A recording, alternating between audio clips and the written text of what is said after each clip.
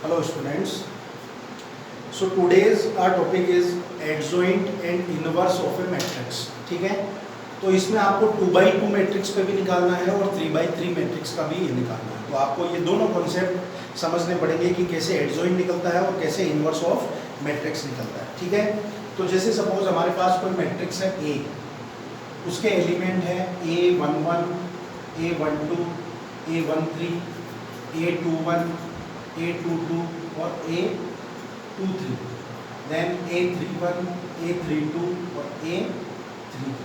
ठीक है, ये आपको कोई मैट्रिक्स दिया हुआ है। ठीक है, तो आपको इसका एडजॉइंट A अगर निकालना है तो एडजॉइंट A का फॉर्मूला है ट्रांसपोज ऑफ, इससे पहले टॉपिक में मैंने आपको बताया था माइनर एंड कोफैक्टर, है ना। तो माइनर को अपन शो करते हैं M से, कैपिटल M से, और कोफैक्टर को शो करते हैं कैपिटल A से। तो इन सब के आपको, सॉरी ये यहाँ पे सब स्मॉल है, ये जितनी भी वैल्यूज हैं वो सब स्मॉल में है।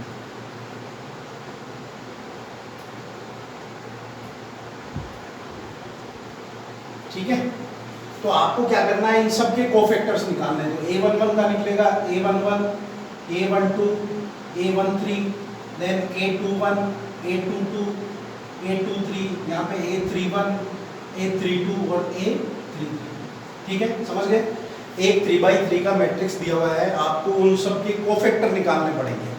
और अगर एडजॉइंट A निकालना है तो क्या करना है, उस कोफैक्टर की जो मैट्रिक्स बनेगी उसका आप ट्रांसपोज कर दो। और ट्रांसपोज करने में मैंने आपको क्या बताया था, रो और कॉलम को इंटरचेंज कर देते हैं। तो ये आ जाएगा A11, A12, A13, A21, A22, A23, A31, A32, A33।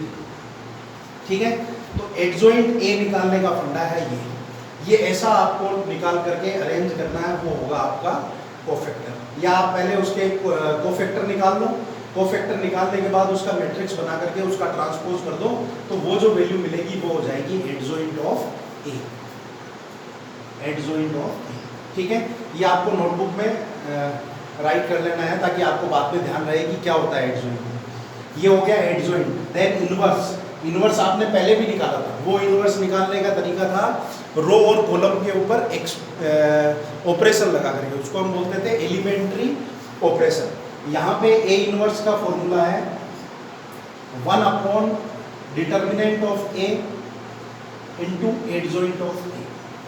ठीक है, तो अगर आपको मैट्रिक्स दी हुई है और उसका अगर इनवर्स निकालना है तो सबसे पहले उसका आपको एडजॉइंट A निकालना पड़ेगा। एडजॉइंट A का फॉर्मूला है ये, और डिटर्मिनेंट ऑफ A मतलब उस मैट्रिक्स को सोल्व कर दो और उस वैल्यू को यहाँ पे रख दो तो आपको ये मिल जाएगा। ठीक है, ये इस एक्सरसाइज का मेन कॉन्सेप्ट है। इसमें आपको 2x2 के ऊपर भी ये ऑपरेशन लगाना है और 3x3 के ऊपर भी ये ऑपरेशन लगा करके एक्सप्लेन करना है कि ये कैसे होता है। तो देखो मैं आपको एक एक क्वेश्चन बता देता हूँ, एक 2x2 का और एक 3x3 का। इसको आप अपनी नोटबुक में नोट कर लें।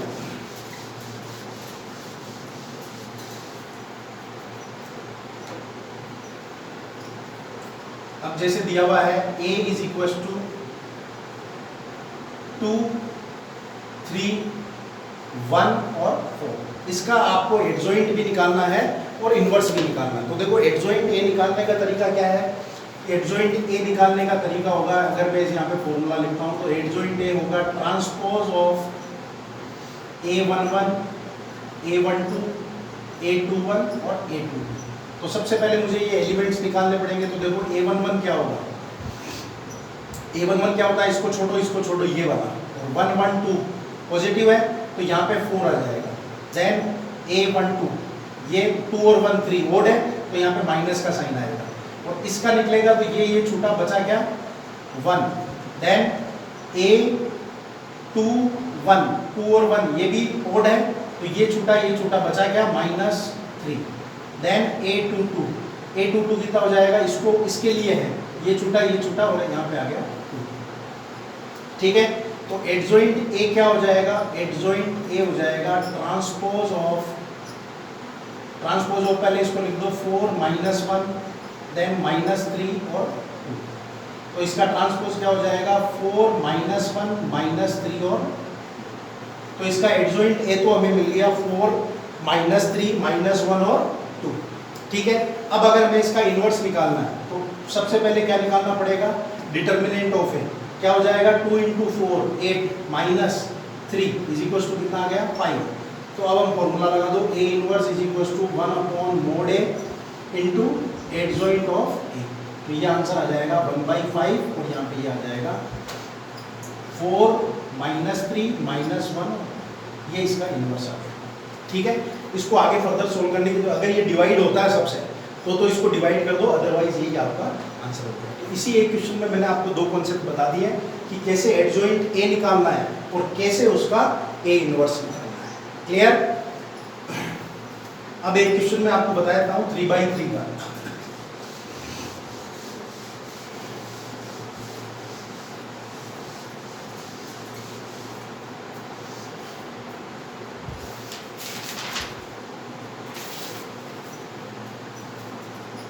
A इज इक्वल टू दिया हुआ है 1 3 3, देन 1 4 3, देन 1 3 और 4।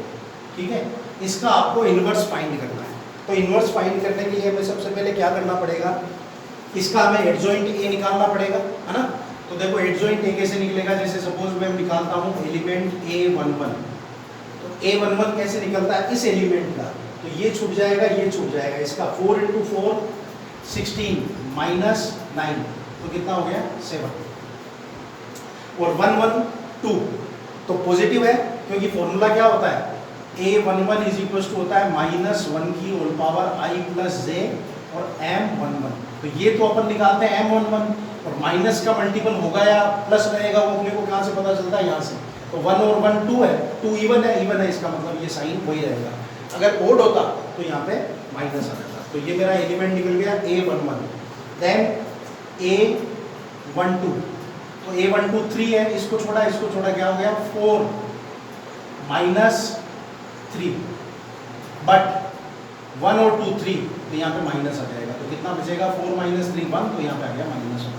देन A13, तो A13 क्या होगा, इसको छोड़ा क्या हो गया 3 -4, 3 और 1 4 इवन है, तो कोई फर्क नहीं पड़ेगा, यहाँ पे आ गया -1, इसका लिया 3 -4। देन यहाँ पे आ जाएगा A21, तो A21 कौन सा है 1, ये वाला, तो कितना हो गया 4 3 12 -3 3 9, तो कितना बच गया 3, बट 2 1 3, तो यहाँ पे माइनस आ जाएगा।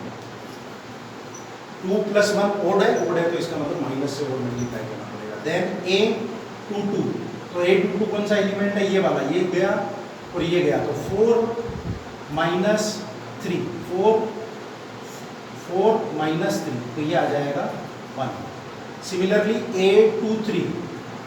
A23 कौन सा, ये वाला एलिमेंट, ये गया 3 3 -3, तो ये हो जाएगा 0। ये वैसे माइनस आता बट 0 है, इसलिए कोई फर्क नहीं पड़ेगा।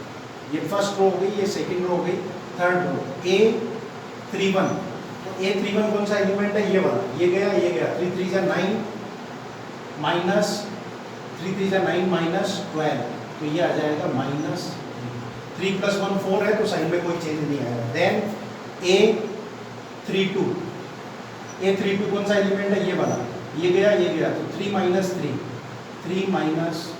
इज इक्वल टू 0, 3 + 2 कोई फर्क नहीं पड़ेगा। Then A33 is equal to कितना हो जाएगा, ये गया, तो 4 -3 इज इक्वल टू 1, और 3 और 3 6, तो कोई दिक्कत नहीं है इसमें। ठीक है, नाउ एडजॉइंट ए क्या हो जाएगा, एडजॉइंट ए होगा ट्रांसपोज ऑफ, इनको लिखो तो 7 -1 -1, देन -3 1 and 0, देन -3 0 और 1। ठीक है, तो इसका ट्रांसपोज कर लो, ट्रांसपोज करने से क्या मिलेगा हमें 7 -1 -1, देन -3 1 0, देन -3 0 एंड 1, ठीक है। ये हमें मिल गया एडजॉइंट ऑफ ए। अब मुझे क्या निकालना है, इसका डिटर्मिनेंट। तो डिटर्मिनेंट निकालेंगे तो क्या हो जाएगा ये, तो पहला एलिमेंट लेता हूँ 1, तो 1 लेने से क्या हो जाएगा 4 4 जा 16 माइनस 9, देन सेकंड एलिमेंट -3, तो -3 ये गया 4 माइनस 3, देन 3 से क्या आ गया 3 माइनस 4, तो ये कितना बच गया 16 माइनस 9 7, यहाँ पे आ गया 4 माइनस 3 1, तो यहाँ आ गया -3, 3 माइनस 4 -1 -3, तो कितना आ गया 1। तो इसका वैल्यू कितना आया है, डिटर्मिनेंट ऑफ ए आया है 1। तो अब ए इनवर्स का फॉर्मूला लगा दो, A inverse is equal to 1 upon mod A और एडजॉइंट ऑफ ए, तो ये आ गया 1/1, और यहाँ पे आ गया 7 -3 -3 -1 1 0, देन -1 0, ये आपका आंसर, ठीक है। इस तरीके से हमें 3/3 की मैट्रिक्स को सोल्व करना है। सबसे पहले वही है, मैंने आपको बताया सबके कोफैक्टर निकाल लो, है ना, और कोफैक्टर निकालने के बाद हमें मिलेगा adjoint of A. Adjoint of A कैसे मिलेगा, ट्रांसपोज ऑफ दैट मैट्रिक्स, ठीक है, और फिर उसके बाद में हमें ये फॉर्मूला लगा देना A inverse is equal to this.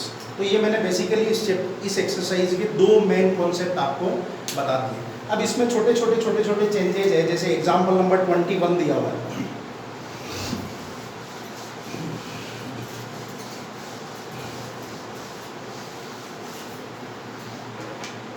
जैसे देखो एग्जाम्पल नंबर 24 में क्या दिया हुआ है, एक मैट्रिक्स दिया हुआ है, और वो फिर हमसे कह रहा है verify that A into adjoint of A is equal to mod A into आई।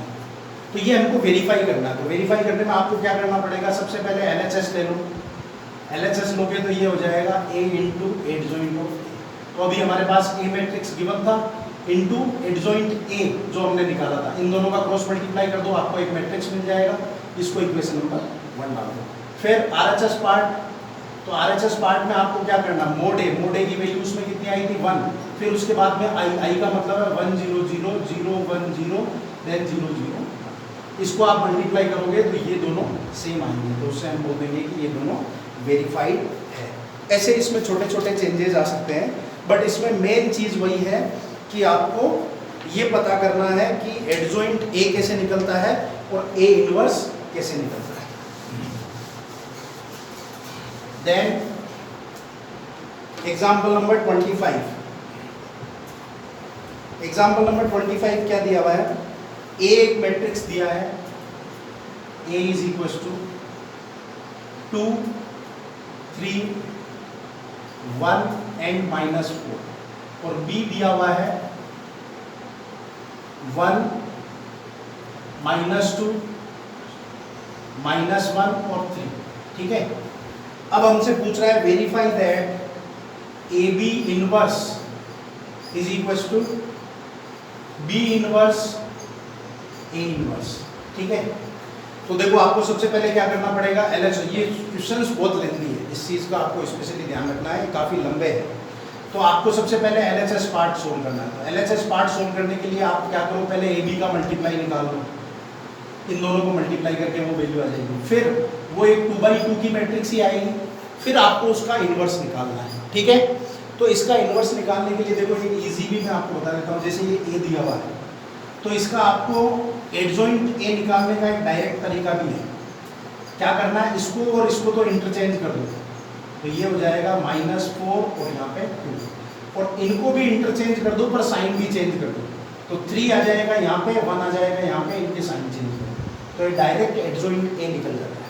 फिर उसके बाद में अगर आपको ए इनवर्स निकालना है तो वेरी इजी, 1 अपॉन डिटर्मिनेंट ए, और ये वाली वैल्यू यहाँ पे, तो यहाँ पे भी आपको ऐसे ही करना है, ए बी निकालने के बाद उसका इन्वर्स निकालना है, उसको इक्वेशन नंबर 1 डालो, फिर बी का पहले इन्वर्स निकालो और ए का पहले इन्वर्स निकालो, और फिर उन दोनों का मल्टीप्लाई करो, और फिर चेक करो कि 1 और 2 बराबर है या नहीं है, ठीक है। कॉन्सेप्ट इजी है बट लेंथी है, तो आपको इसको ध्यान से करके देखना होगा, ठीक है। तो एक बार आप इसी से रिलेटेड ये एक्सरसाइज करके देखो, है ना, एक्सरसाइज 4.5 में जितने क्वेश्चन आपको इस कॉन्सेप्ट से बन जाते हैं उतने आप एक बार करके देखो, और जो छूट जाते हैं उनको आप छोड़ के रखो, वो मैं आपको नेक्स्ट वीडियो में एक्सप्लेन कर दूंगा, या मेरे को बता देना आपको कि इनमें आपको दिक्कत आ रही है, तो वो मैं आपको और एक्सप्लेन कर दूंगा। बाकी बेसिकली 90-95% क्वेश्चन जो है वो इसी पे डिपेंड है कि कैसे एडजॉइंट निकलता है और कैसे इन्वर्स निकलता है। तो ये दोनों कॉन्सेप्ट मैंने आपको इसमें एक्सप्लेन कर दिया, ठीक है।